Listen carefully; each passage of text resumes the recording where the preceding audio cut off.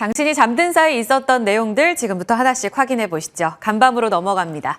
지난 금요일에 뉴욕장은 쉬었습니다. 부활절 연휴로 쉬었고 고용지표 내용이 전혀 반영되지 못했고 결국은 월요일장에 고스란히 반영이 됐는데요. 양호한 고용에 어느 정도 안도했습니다. 전약 후강의 패턴을 그리면서 3대 지수는 낙폭을 줄여가며 다우 지수는 상승, S&P 500 지수 거의 보합권, 나스닥도 크게 빠지지 않은 구간에서 거래를 마쳤습니다. 어제도 전해드렸지만 3월 비농업 고용지표는 헤드라인 넘버로는 꺾였습니다. 23만 명 증가한 것으로 확인됐고 다만 시간당 임금이 4%, 실업률이 꺾이는 움직임을 나타내면서 여기에는 완만한 고용, 그러니까 완만한 부진의 움직임이 확인이 됐습니다. 경착륙에 대한 우려가 사그라들었고 고용지표 발표된 직후에 주식 선물 올랐습니다라고 어제 전해드렸는데 주식시장 하락으로 출발했지만 장중에 상승 반전하는 움직임도 어느 정도는 안도했다라는 심리를 읽어볼 수 있습니다. 아래쪽으로는 세계은행에서 지금 올해 세계 경제 성장을 기존에 1.7%로 잡았는데 2%로 상향 조정했습니다. 기존에 나왔던 내용들은 선진국이 좀 부진하다라는 내용이었는데 이번에 반영된 것은 그래도 비교적 선진국의 경제가 나쁘지 않다라는 내용들이 반영되면서 상향 조정됐다는 측면은 미국 경제 전체적으로 봤을 때 안도감을 형성시킬 수 있는 재료로 해석이 됐습니다. 넘어가서 보면 이제부터 진짜 테스트 국면이다. 어제도 말씀을 드렸죠. 고용이 이제 본격적으로 악화될 거고 이 SVB 파산과 관련해서 금융권 불안이 이번 고용지표에는 반영이 안 됐기 때문에 이제는 악화될 지표들을 반영하면서 정말 경기 침체가 올지 여부를 눈여겨봐야 한다라고 말씀을 드렸습니다. 특히나 이제 정말 중요해질 거는 몇 달 뒤를 반영하는 거시경제지표보다도 이제 어닝 시즌과 관련된 내용들을 속속들이 면밀히 보셔야 한다. 라고 말씀을 드렸는데요. 이제 13일부터 실적 발표가 본격화됩니다. 은행 기준으로는 14일 JP 모건 체이스 그리고 아래쪽으로 보시면 시티뱅크, 웰스파고 이렇게 시작을 하고요. 13일로는 델타 항공 기준으로 말씀을 드렸습니다.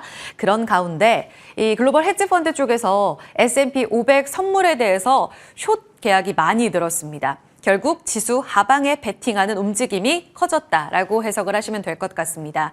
경기 침체가 올 수도 있고 게다가 실적도 악화될 수 있고 여러 가지 불확실성을 안고 있는 이 구간 안에서 헤지펀드들은 좀 더 지수가 단기간에 올라왔기 때문에 하락할 가능성이 높다고 보고 있습니다.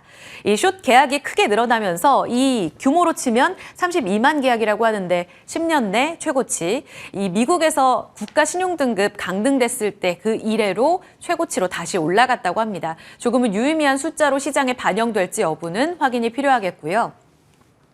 실적 시즌과 관련해서는 사실상 기대치가 높지 않습니다. 이 숏 계약이 늘어나고 있는 이유의 하나의 방증이기도 하죠. 이 팩트셋에서는 미국의 S&P 500 상장사들의 1분기 순이익 전망치가 지금 전년 대비 한 7% 가까이 감소할 것으로 봤습니다. 팬데믹 이후로 최악의 실적 시즌이 될 거다 이렇게 보고 있습니다. 일정은 지금 은행주 중심으로 쭉 나열을 해드렸는데 델타항공 필두로에서 열리게 되고 본격적으로 빅테크까지 4월에서 5월까지 계속적으로 실적을 확인해야 하는 구간입니다. 그런데 이렇게 전망이 좋지 않은 상황, 게다가 금요일 날 시작될 은행주의 실적 시즌에 대해서는 더더욱 전망치가 안 좋습니다. 월스트리트 저널에서는 은행 위기 그리고 경기 둔화로 인해서 이번 은행주의 어닝 시즌 상당히 암울할 거다라고 이야기를 했습니다. 아시다시피 이번에 금융권 불안 사태가 커지면서 예대 마진에 있어서 상당히 좀 불안한 이런 이슈들이 많이 들렸기 때문입니다. SVB 파산과 관련해서 이 장기 채권과 관련해 고금리 시대에 고금리와 맞물리면서 손실이 크게 늘어난 이런 모습을 나타냈고요. 예금을 받아서 대출을 일으키고 또 주식이나 채권 쪽으로 투자를 일으켜서 예금보다 더 큰 이자를 통해 예대 마진을 높이는 것, 이것이 관건인데 여기에서 좀 많은 잡음들이 있었습니다.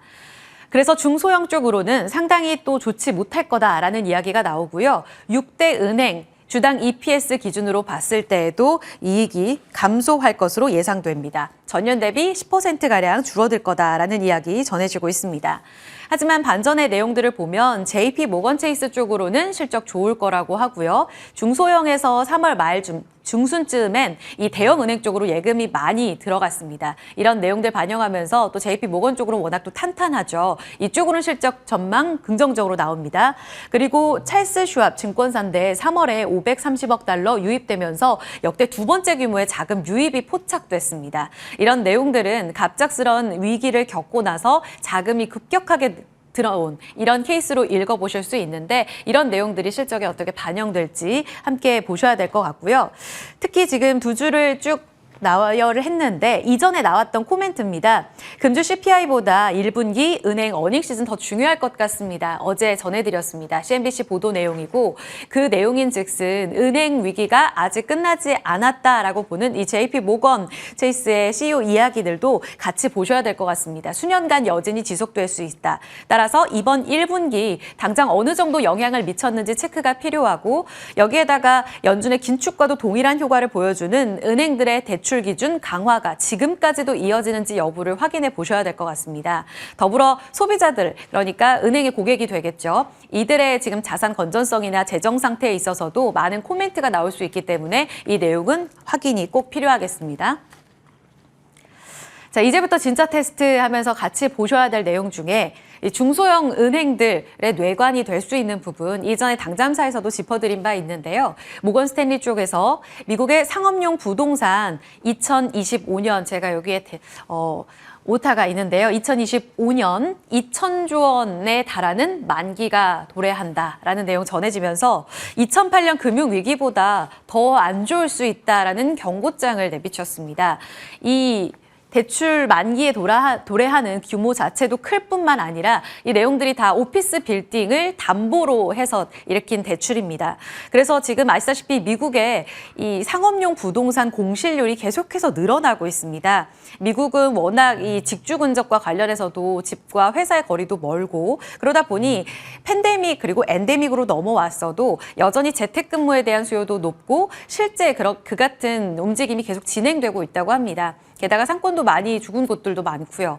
그러다 보니 오피스 빌딩과 관련한 공실률은 계속해서 늘어나고 있는 추이인데 이들 빌딩을 담보로 잡은 대출이 이렇게 만기가 잔뜩 도래하게 되면 이것을 다시 연장을 하지 못하는 사태에 이르게 되면 더 큰 문제로 이어질 수 있다라는 내용을 전하고 있습니다.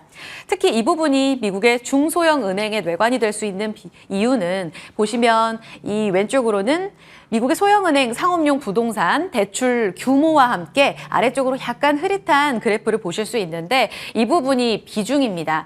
전체 갖고 있는 대출 비중의 28%가 미국의 상업용 건물 대출로 잡혀 있다는 내용이고요. 이게 얼마나 큰 숫자냐면 대형은행에서는 이 비중이 6%가 채 안 됩니다. 따라서 이렇게 불안한 상업용 부동산과 관련해서 흔들릴 가능성이 있는데 대출 비중이 큰 이들 중소형 은행들이 다시 한번 상업용 부동산의 가격이 하락하게 된다면 당연히 자산 건전성이 흔들릴 수밖에 없다라는 결론이 나옵니다. 따라서 이번 당장 1분기 실적에 반영이 되지는 않겠지만 긴 관점에서 중소형 은행들의 1분기 실적 발표와 함께 장기적으로 움직임을 체크해 볼 필요가 있겠습니다. 종목별 장세의 움직임입니다. 간밤의 흐름들을 쭉 나열해 본다면 그래도 지수는 보합권에서 움직였지만 종목 안에서는 꽤 희비가 교차했습니다. 특히 좋았던 쪽을 살펴본다면 반도체입니다. 땡큐 삼성전자였습니다. 이 삼성전자의 감산 발표가 지난 금요일 실적 발표와 함께 나왔는데 성금요일로 미국장에는 반영이 안 됐죠. 이 내용을 다 흡수하면서 마이크론이 크게 튀어 올랐습니다. 마이크론은 최근 $60 위까지 올라갔다가 이 미중 갈등 불거지면서 중국 쪽에서 사이버 보안 조사에 들어갔잖아요. 그러면서 $50 후반대까지 내려왔다가 다시 $60로 회복하는 모습을 보여줬고요. 감산에 대해서 업황 회복에 대한 목소리가 높아졌고 골드만삭스 쪽에서는 반도체 감산을 호재로 받들면서 마이크론에 대해 목표가를 $70로 상향 조정하기도 했습니다. 크게 튀어오르면서 같이 올랐던 램리서치, 웨스턴 디지털 다 함께 올라가며 필라델피아 반도체 지수도 2% 가까운 상승을 보였다. 이 군데군데 보이는 이런 초록빛이 들어오는 쪽이 반도체 쪽으로 확인이 됩니다. 다만 아쉬운 쪽은 애플이 좀 빠졌는데요. 1분기 전 세계 PC 출하량이 크게 줄었습니다. 29% 감소한 것으로 IDC 집계에서 나왔는데요. 사실 안 좋을 거라고 전망이 있었죠. 이 때문에 반도체 업황도 여전히 이 가시밭길을 걷고 있는 상황이기도 합니다. 그래서 삼성전자가 감산을 결정한 거기도 하고요. 보면 이 안에서 애플이 한 40%가량 줄어들었습니다. 물론 애플의 전체 매출에서 맥북이 차지하는 게 그리 크진 않습니다. 그런데 이렇게 줄어들면서 채 10%도 안 될 수도 있다라는 이야기가 나왔고 지난 4분기에도 아이폰 쪽의 매출이 좀 안 좋았었는데요. 2개 분기 연속적으로 맥북까지 안 좋아지면서 이번 실적 안 좋은 것 아니냐라는 이야기 전해지고 있습니다. 통상 4월에 실적 발표라는 애플은 이번에 이례적으로 5월로 미뤘습니다. 이와 관련해서 실적과 관련된 우려 깊은 목소리가 커지고 있다라는 점은 체크해 보셔야 될 것 같고요. TSMC도 이액 직격탄을 맞았습니다. 애플 맥북 쪽으로 납품을 하는데 TSMC 어제 나온 실적에 따르면 매출이 4년 만에 15%가량 줄어든 것으로 확인이 됐습니다.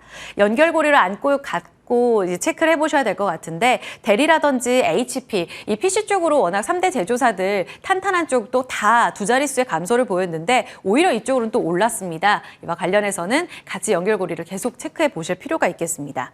그런 가운데 우리 시장에서 2차 전지 쪽이 워낙 어제까지도 좋았었는데요. 테슬라는 밀렸죠. 이 인하와 관련해서 가격 인하는 결국 마진 악화로 이어질 거다라는 개별 악재를 여전히 소화하고 있습니다. 하지만 퍼스트솔라라든지 루시드 모터스라든지 다른 친환경 관련한 종목들은 바이든 정부의 친환경 정책 드라이브에 환호하면서 상승세를 보였다라는 점이 간밤 흐름의 또 특징입니다.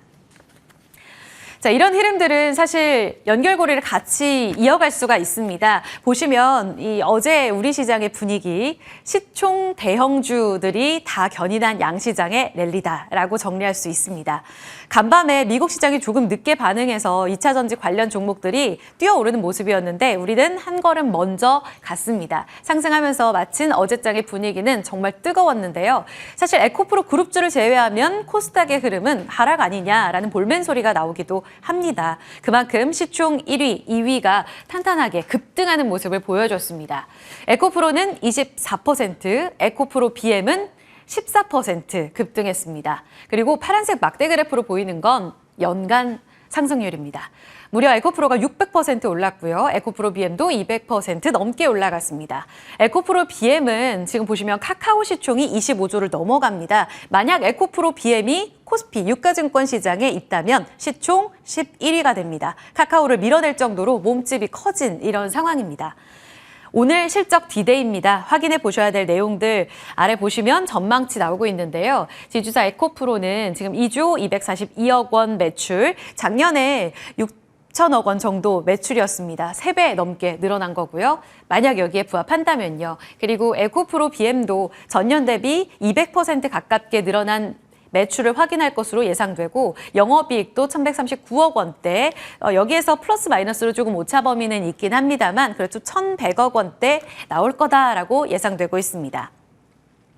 실적 디데이는 일단 오늘 수급 변동성으로 반드시 체크를 해보셔야 될 것 같은데 IR과 관련해서 아직 실적 발표와 관련된 시간은 나오지는 않은 상황입니다. 장중 내내 나오는 대로 전해드릴 텐데요.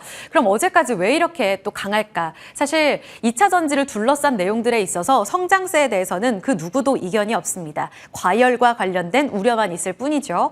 재료만 놓고 본다면 호사다마는 없습니다. 좋은 일엔 늘 악재가 있다. 하지만 2차 전지를 둘러싼 성장 스토리에는 꾸준히 좋은 이야기들만 들리고 있습니다. 일단 어제 개별적으로 에코프로 그룹주를 이끌었던 건 자회사 에코프로 머티리얼즈의 상장 기대감입니다. 3형제에서 4형제에 대한 기대감, 게다가 거래소로 이전된다라는 내용들 전해지면서 3분기 이내 코스피로 상장할 거라는 이런 전망들이 나옵니다. 이 때문에 그룹주 같이 움직였고요. 이 전구체 관련해서 에코프로 머티리얼즈가 잘하는 쪽이죠. 이 관련 종목들도 함께 움직였습니다. 밸류체인 안에서는 LG 에너지 솔루션이 삼성전자보다 더 큰 이익을 내면서 AMPC 효과에 대해서 본격적으로 집중했고요. 셀 3사가 다 올랐습니다. 그리고 어제 한국과 캐나다의 이 광물 공급 협력 강화를 하는 모습들이 전해졌는데 이 때문에 광물주들 함께 올랐고요. 환경부 쪽에서는 전기차 충전소, 인프라도 발맞춰서 가야 한다라는 내용을 전하면서 원익 PN이나 SK 네트워크스, 포스코 ICT까지 모두 상승했습니다. 이쪽으로는 어제까지 전해드린 안팎으로 호재 들리는 내용들이고 추가적으로 2월 전기차 침투율도 글로벌 기준 13% 올랐다는 점을 확인해 보셔야 될 것 같습니다. 다시 한번 강조해드리자면 과열주의보 속 오늘 에코프로 그룹주의 실적이 오늘 변곡점이 될지 여부에 포커스 맞추셔야겠습니다. 마지막으로 그 다음 타자에 대한 관심은 여전히 뜨겁습니다. 수급 쏠림이 2차 전지 쪽으로 워낙 강하고 여기서 반도체로 살짝 기우는 모습들이 전해지고 있지만 여전히 시장에서는 그 넥스트 주도주가 누가 될 것이냐에 대해서 관심이 높은데요. 그중 하나로 증권가에서 주목하는 쪽은 바로 방산, 우주항공입니다. 같이 묶어서 살펴볼 수 있겠고 하나 에어로스페이스가 지금 어제 기준 52주 신고가 그리고 AP위성은 지난달까지 뜨거웠습니다. 사상 최고가를 지난달에 다시 한번 경신했습니다. 보면 우주항공을 둘러싼 재료들은 우주항공청 연내 개청 추진 계속해서 진행되고 있고요. 스타쉽 이르면 다음 주 월요일 발사합니다. 그리고 머스크 스타링크에 대항해서 우리 쪽으로는 서울 법인 이야기도 전해지죠. 중국 쪽에서도 적외서 위성을 계속해서 발사하는 모습들 전해지고 있습니다. 하나의 트렌드가 되어가는 추세고요. 방산과 관련해서는 증권가에서 글로벌 국방비가 증액되는 이런 추세를 주목하자라고 한 목소리 내고 있습니다. 쭉 보시면 갈등이 고조되고 있는 움직임, 러시아, 우크라이나 전쟁을 필두로 해서 각 국에서는 이 같은 움직임들을 보여주고 있고요. 씁쓸하긴 합니다만 이로 인해서 방산과 관련된 경쟁력을 갖고 있는 우리 쪽에는 긍정적인 뉴스로도 볼 수 있습니다. 수주에 대한 기대감 커지면서 전 세계 K방산 호황 수주 100조 원 예약되어 있다. 그런 가운데 개별적으로 오늘 누리호 3차 최종 발사일 확정되어 있습니다. 이와 관련된 내용이 전해질 텐데요. 며칠로 정해질지 여부 오늘 들어보시면서 관련 종목들의 변동성까지도 확인 필요하겠습니다. 당잠사 브리핑은 여기까지 살펴드리겠습니다.